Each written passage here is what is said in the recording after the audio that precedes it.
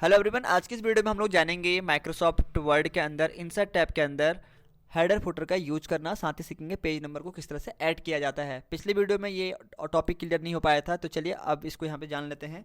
सबसे पहले मैं यहाँ पे कंट्रोल एन कर लेता हूँ। यहाँ पे एक न्यू पेज आ चुका है। हेडर लगाने के लिए आपको इंसर्ट पे आना होगा और आप यहाँ देखेंगे हेडर फुटर का एक सेक्शन है। यहाँ पे तो हेडर पे आते हैं, जानते हैं कि हेडर होता क्या है। देखिए, अगर आप अपने डॉक्यूमेंट के ऊपर हेडिंग देना चाहते हैं तो आप यहाँ पे हेडर का यूज कर सकते हैं।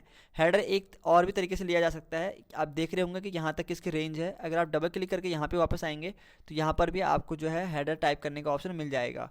या फिर आपको सिंपली क्या करना होता है, इंसर्ट पे आना होता है, हेडर पे आना होता है और यहाँ पे से आप किसी भी एक फॉर्मेट को चूज कर लीजिए जो भी आपको अच्छा लगता हो।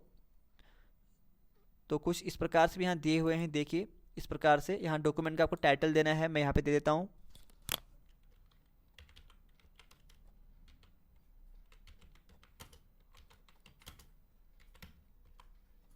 ये कुछ इस तरह से आ गया और यहाँ पर से आप डेट भी पिक कर सकते हैं। यहाँ डेट पिक करने का ऑप्शन भी आपके पास है। तो कुछ इस तरह से आप इसमें हेडर दे सकते हैं। और उसके बाद अगर आपको फुटर का यूज करना है तो आपको इंसर्ट पे आना होगा। फुटर पे आएंगे, यहाँ से आप फुटर ले सकते हैं। फुटर पे अगर आपको थोड़ा सा नीचे इसको लगाना है तो यहाँ से आप इसको आप कम कर सकते हैं। देखिए, बिल्कुल रेंज यहाँ से आप कम कर सकते हैं। ऊपर से इस तरह से आप कम कर सकते हैं। यहाँ पर आपको टेक्स्ट टाइप करना है। मैं यहाँ पर लिख देता हूँ MS ऑफिस और यहाँ ऑलरेडी पेज नंबर 1 आ चुका है। तो इस तरह से यहाँ पर आपके हेडर और फुटर का इस्तेमाल किया जाता है। होपफुली कि आपको समझ में आ गया होगा कि हेडर और फुटर किस तरह से यूज़ किया जाता है।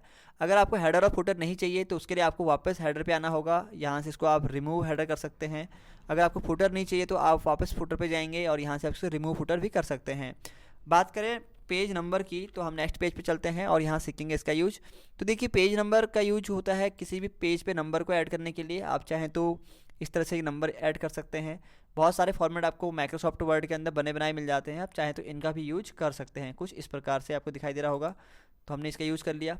अगर आपको इसको थोड़ा सा ऊपर को लेना है तो आप यहाँ से इसको ऊपर को ड्रैग करेंगे। थोड़ा सा यहाँ से इसको एडजस्ट करते हैं इस तरह से और यहाँ पर इंटर प्रेस करते हुए आप नेक्स्ट पेज पे आएंगे तो आप देखेंगे कि हर पेज पे पेज नंबरिंग यहाँ पर हो रही है। इसी तरह से अगर आपको पेज नंबर भी नहीं चाहिए तो आप पेज नंबर पे आएंगे तो यहाँ से इसको आप रिमूव पेज कर सकते हैं। यहाँ से इस तरह से ये काम हो जाएगा।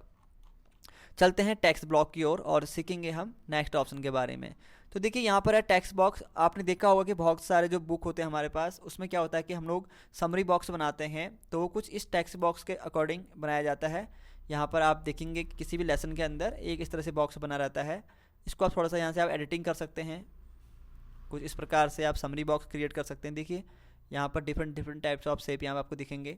साथ ही साथ आपको पूरी फॉर्मेटिंग का ऑप्शन दिख रहा है। यहाँ पर शेप फिल का ऑप्शन दिख रहा है। कुछ कलर आप यहाँ से फिल कर सकते हैं अपने अकॉर्डिंग। तो ये बहुत ईजी है, इसका यूज आप करना सीख जाएंगे। नेक्स्ट चलते हैं। अगला ऑप्शन यहाँ पर है क्विक पार्ट्स। देखिए, क्विक पार्ट्स में क्या होता है, यहाँ पे हम जो डॉक्यूमेंट है उसका ऑथर या कैटेगरी या कमेंट्स या कंपनी का नेम आप कुछ भी यहाँ पर ऐड कर सकते हैं।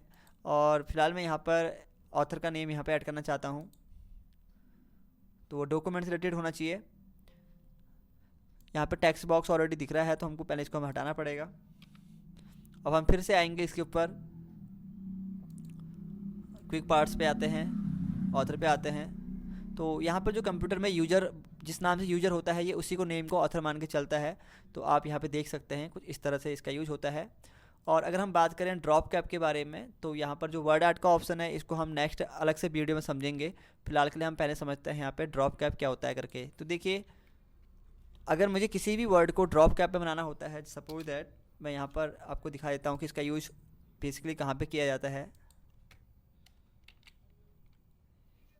कुछ इस तरह से हम इसको ले लेते हैं और इंसर्ट पे चलते हैं, ड्रॉप कैप का यूज़ करते हैं इसके ऊपर। कुछ इस प्रकार से आपने देखा होगा न्यूज़पेपर पे इस तरह से लिखा हुआ होता है।